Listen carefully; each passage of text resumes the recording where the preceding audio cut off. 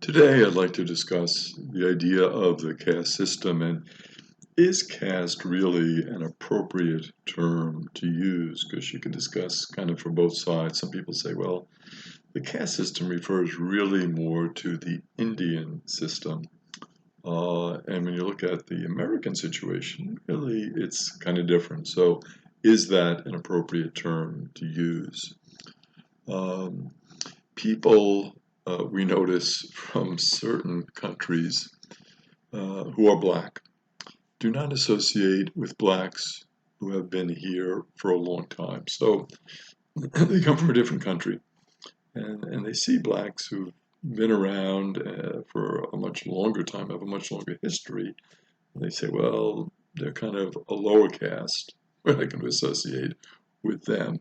So again, you get these divisions within even the black community. And sometimes the term African American not appropriate because they come from the Caribbean, but ultimately are they African too? Well, they're not African American. So you get all these distinctions back and forth.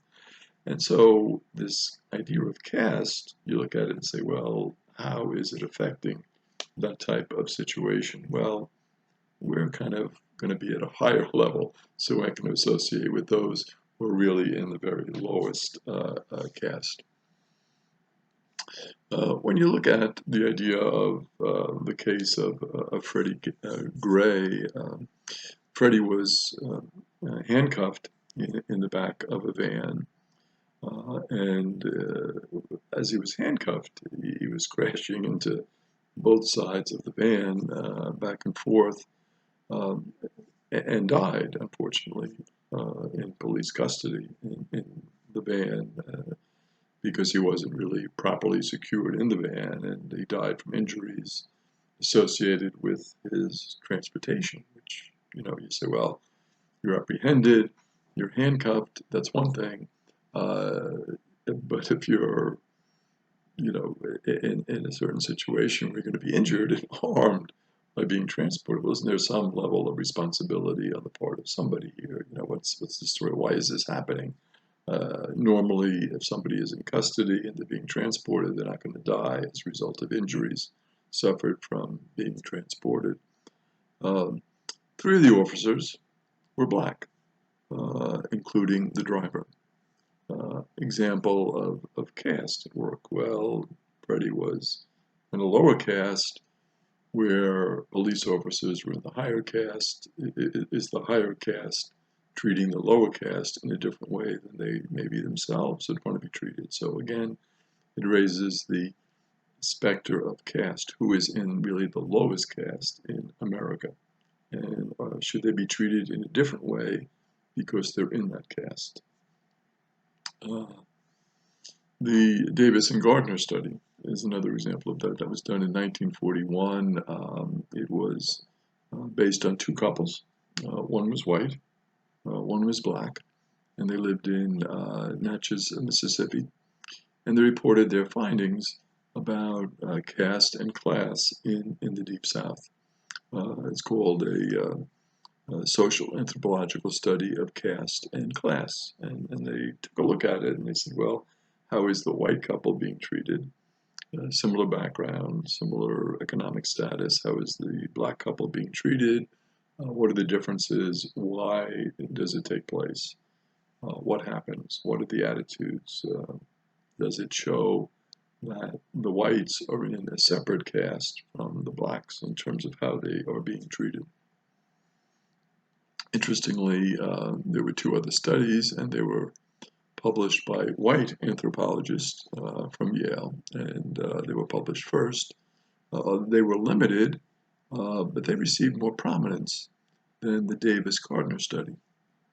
Again, another example of caste. Well, this study was done by, the white and black couples, and it's not going to be as effective as this that was done by purely the white group. So again, is this an example of caste? Uh, Now, there were some scholars, and this is where the controversy comes in about the appropriate use of the term caste. There were some scholars who rejected the term caste. One, Oliver Cromwell Cox, claimed that in the Indian caste system, the caste you were born into, basically it was accepted and it was seen as sacred. You know, you're born in that caste, that's it, you're finished. And there was no striving to enter a higher caste. These observations, however, were not completely accurate because in terms of that, there's a little bit more flexibility in terms of caste and strivings. So the concept of is this a caste system or is it just a class division? It has to be kind of explored a little bit. Gunnar Myrdal accepted the caste concept as the most accurate one.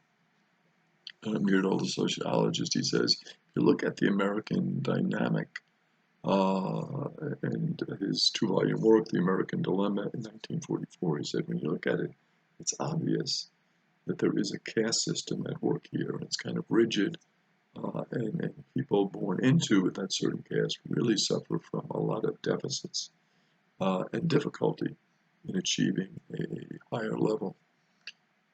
An interesting example of it is the baseball pitcher Satchel Paige.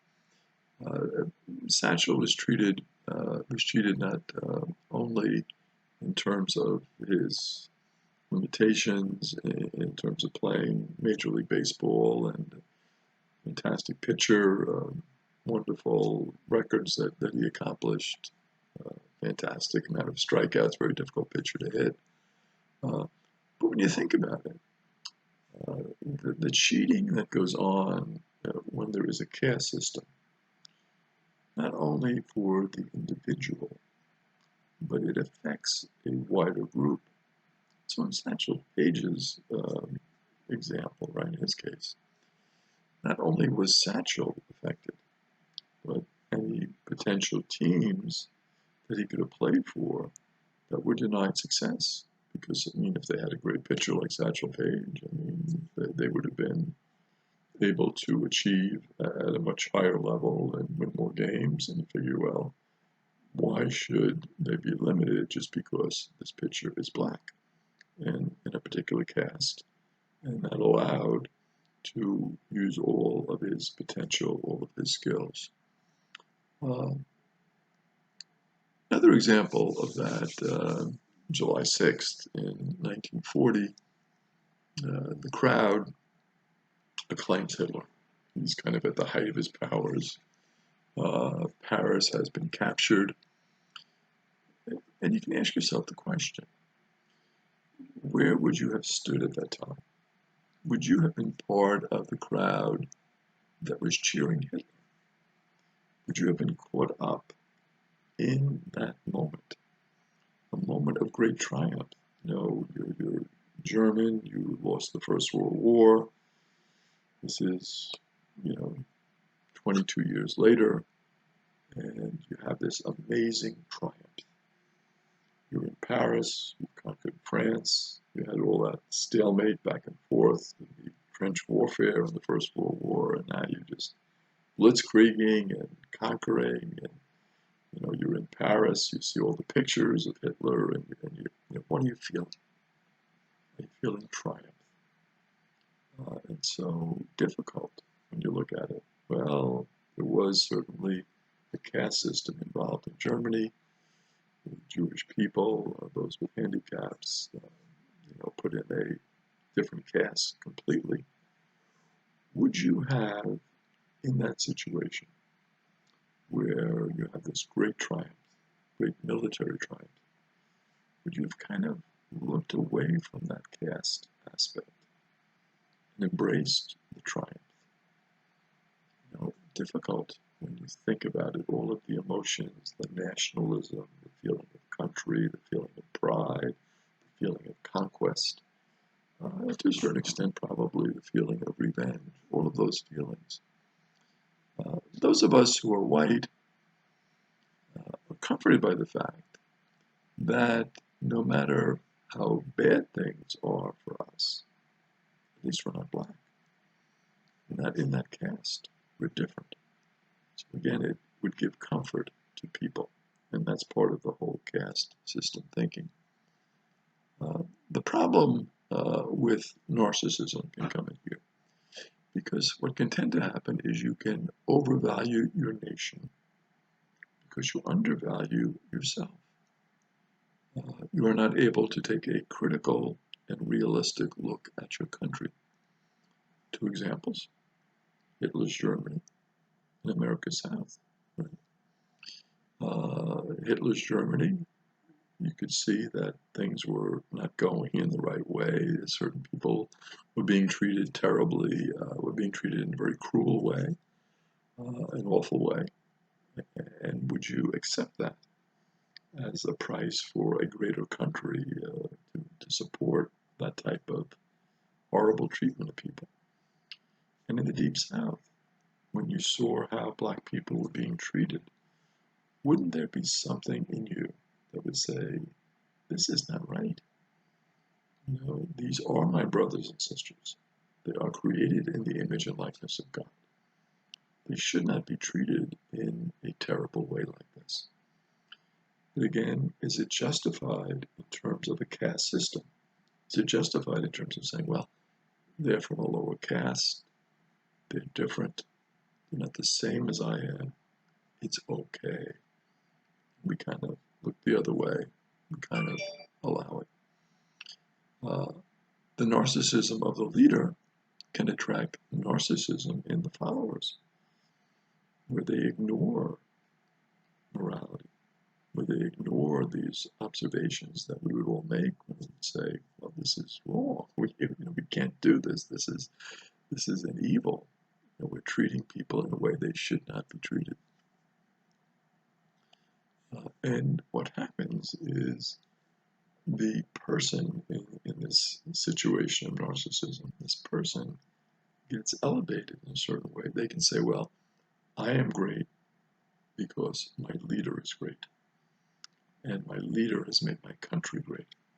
So we can get caught up in the cycle of narcissism, whereby we overlook certain negative traits that are happening and how other people are being treated. So kind of a interesting discussion here in terms of how we label this type of situation. Is it a caste system? Is it a class system? Interesting to explore that concept. Really, the bottom line is it's a system that is not a just system because it's treating certain people differently than other people.